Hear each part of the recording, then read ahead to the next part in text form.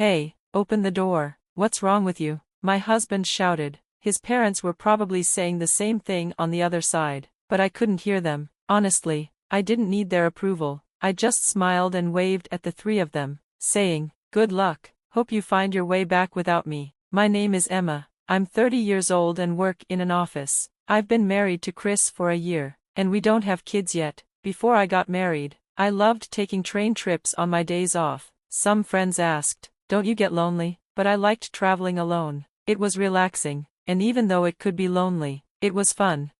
I had a favorite travel magazine, and sometimes I used it to plan trips. One day, I noticed someone. "Hey, isn't that the same guy from last week?" It seemed like a coincidence at first, but after seeing him 3 times, I started to think it might be fate. I was nervous, though. Turns out, he felt the same way. "Sorry, but did we meet before?" he asked, looking a little scared. "Wait, do you think I'm following you?" I replied, confused. To clear things up, I pulled out my travel magazine and said, "I'm just traveling from this magazine." He smiled. "Me too," he said, showing me his own copy of the same magazine. That's how I met my husband, Chris. He was interesting and different from me. I liked to carry lots of things when I traveled, but Chris liked to travel light. "I don't need much, just my phone and maybe a card," he said, laughing. Talking to him was fun, and I liked hearing about how he saw things differently. We talked about our favorite places to visit and shared our contact info. We both liked traveling alone, but soon we started going on trips together. I liked sharing the experience with him, and it made the food taste even better. 6 months later, Chris asked me out. I was happy and said yes. We decided to get married, and I thought we'd have a perfect life together. But then there were his parents, Tom and Laura. They lived about 30 minutes away. They were in their 50s, with Laura working part-time. At first, they came to visit, but we managed to keep our distance. Then one day, things changed. "How about we go on a trip for our next day off?" I asked Chris. "Sounds good," he said. We still liked taking trips together. Chris had become more minimalistic and didn't even carry a wallet anymore. "It feels so light. I don't even look like someone going out," he said, smiling. I thought, at least carry your wallet, but it wasn't a big deal. That day, though, something was different. "By the way, my parents' anniversary is coming up. How about we invite them on our next trip?" Chris suggested. I felt nervous but said, "Yeah, that sounds good. We haven't seen Tom and Laura in a while." The next day, I told Chris how I felt, but he just shrugged and said, "I know it might be awkward, but I'll make it work." I didn't feel any better, but I tried to stay calm. Honestly, I wasn't very comfortable with Chris's parents. They were nice, but they were so loud and energetic. I was quiet, and it was hard to talk to them. When I first met them, they made me nervous. "Nice to meet you. I'm Chris's mom," Laura said loudly. "And I'm his dad," Tom added, both of them sounding like they were performing. That day, we all went out to eat. They picked the place, and it was an all-you-can-eat buffet. I was a bit embarrassed, but I tried to smile. "We were too nervous to eat earlier," Laura said, grinning, though she didn't seem nervous at all. "Exactly, we've got to get our money's worth," Tom added. Their loud talking made people around us laugh quietly. I felt embarrassed and wanted to leave, but when I looked for Chris, he was getting food. His parents piled their plates high. I thought, are they planning to nap after all that food? Can I really fit in with this family? I smiled awkwardly, feeling uncertain about the future with Chris. When we said goodbye, they told me, "You're a wonderful girlfriend, Emma." Chris may be a little awkward, but take care of him. I felt happy hearing that. I loved Chris, and I thought his parents were nice, even if loud. So, when he proposed a few months later, I didn't hesitate, but I quickly realized I wasn't good at reading people. At our wedding, my in-laws completely ignored the ceremony and just focused on eating, leaving my parents disappointed. Chris has a brother, Sam, who seemed to be the only reasonable one. "I'm sorry about my parents' behavior. It's embarrassing," Sam said, apologizing. "From what I heard, Sam doesn't get along well with his parents. They once complained. That boy is always talking back. He even bragged about buying more eggs than allowed, and I had to scold him," said Tom, shaking his head. Sam had replied, "Don't you feel bad about taking advantage of others?" I thought Sam had a good point. What was wrong with that? At first, I thought Sam was reasonable, but that changed when my in-laws came to visit our new home. They showed up empty-handed, which wasn't the issue, but then they started rummaging through our shelves. "Isn't this the snack they're advertising on TV? I've been wanting to try it," Daisy said, pulling things off the shelves like it was a treasure hunt. Chris, without realizing how awkward it was, said, "If you want them, take them home, that's fine, right, Emma?" I wanted to slap him right there. I forced a smile and said nothing. It was clear now, my in-laws were the type who always wanted more. In the early days of our marriage, they came over almost every week, and it was driving me crazy. "Don't you think Tom and Daisy are annoying?" I yelled one day. I ended up arguing with Chris. He didn't seem to get why I was upset and tried to calm me down. "They've always been like this. Don't worry about it," he said, patting my shoulder. That made me so angry. "If this keeps up, I'll divorce you." Chris looked shocked and promised to put an end to their constant visits. I'm not sure what he said to them, but after that, things were peaceful. Still, the idea of traveling with my in-laws made me anxious. The trip on the day of the trip, I was shocked to see them waiting for us. "It's been a while, Emma. I know work must be hard," Daisy said, but I was far from calm. Daisy and Tom, where's your luggage?" I asked, noticing they didn't have any bags. They both looked at me blankly. "We didn't bring anything. I have a sore shoulder, and we wanted to move quickly," Daisy said. The whole trip felt off from the start. It soon became clear they had forgotten their wallets, pretending they didn't know what happened. "That's strange, isn't it?" they said, acting clueless. I thought, maybe I should just cancel this trip, but Chris, looking frustrated, said, "My parents have always been like this. I'll cover for them, but they'll pay me back." The trip continued. As we reached our destination, they kept complaining to the staff. "Isn't there any free tasting? Wow, so stingy."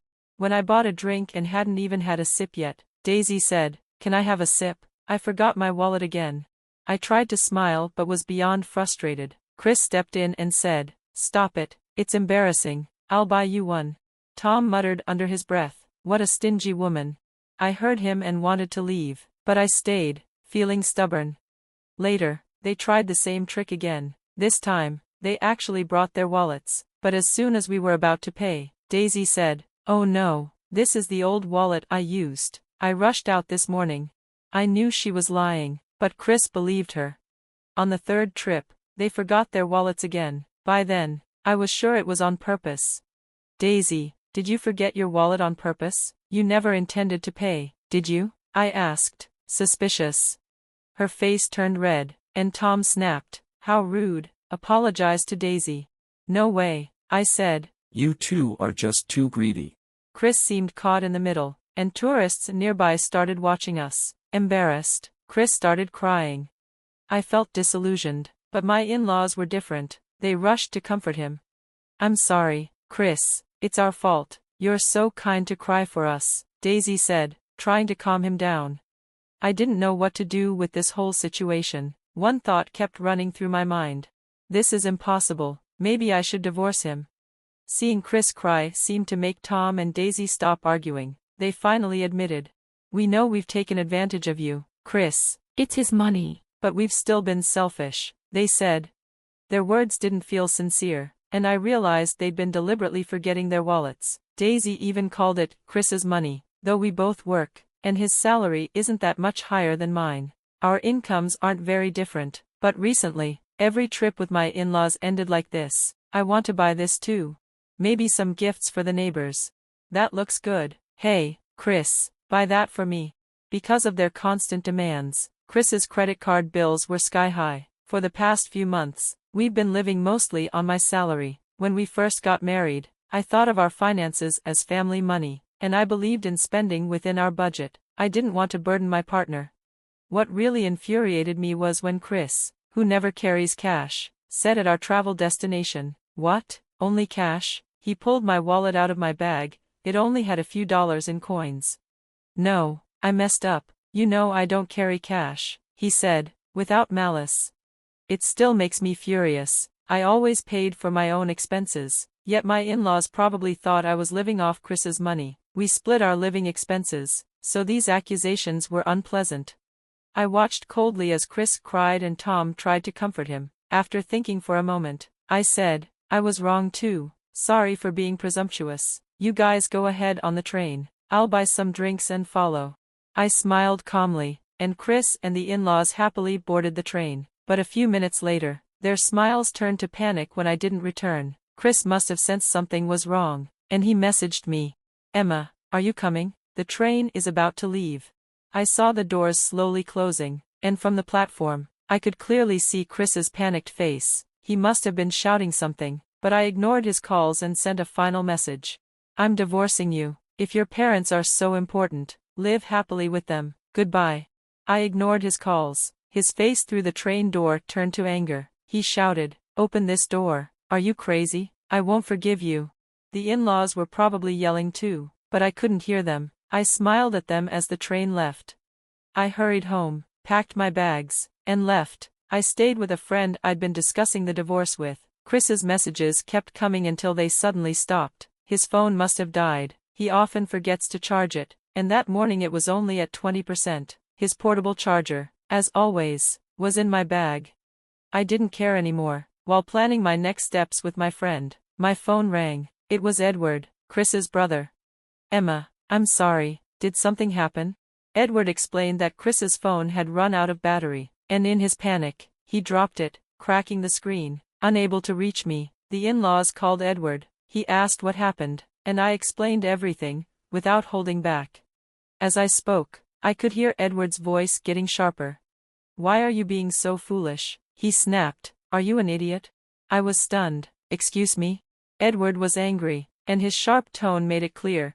Chris and his parents couldn't argue with him when he spoke like that. I heard them bickering in the background, but I quietly hung up. Chris didn't want the divorce, but after I had my lawyer communicate my wishes, he reluctantly agreed. Edward accompanied him to sign the papers. Later, Edward told me that the parents-in-law had always been terrible, disliked by everyone. When Chris returned home, he quickly became the talk of the neighborhood, and now, the three of them barely leave their house. Jace's colleagues, unsure of how to react to the sudden divorce, now treat him like a delicate subject. I'm relieved to have cut ties with them. Moving forward, Edward later laughed as he told me about how notorious the parents-in-law were at the local supermarket. This is expiring soon. Give me a discount. It's a little damaged. I'll take it for free. Edward had long been embarrassed by their behavior. I also learned that the parents-in-law were gambling addicts and often skimped on food, which explained their constant hunger and lack of money. When people asked about the reason for the divorce, I told them simply, it was a difference in values. Anyone who can tolerate such behavior must be incredibly broad-minded. For me, it was just too much. I've kept working and even started a side job as a web writer after my travel blog caught the attention of a publisher. I still travel, combining it with writing assignments. Solo travel suits me best. Last month, I earned a decent income from writing, so I'm planning a relaxing vacation to a resort far away. I'm still only 30, life is just beginning.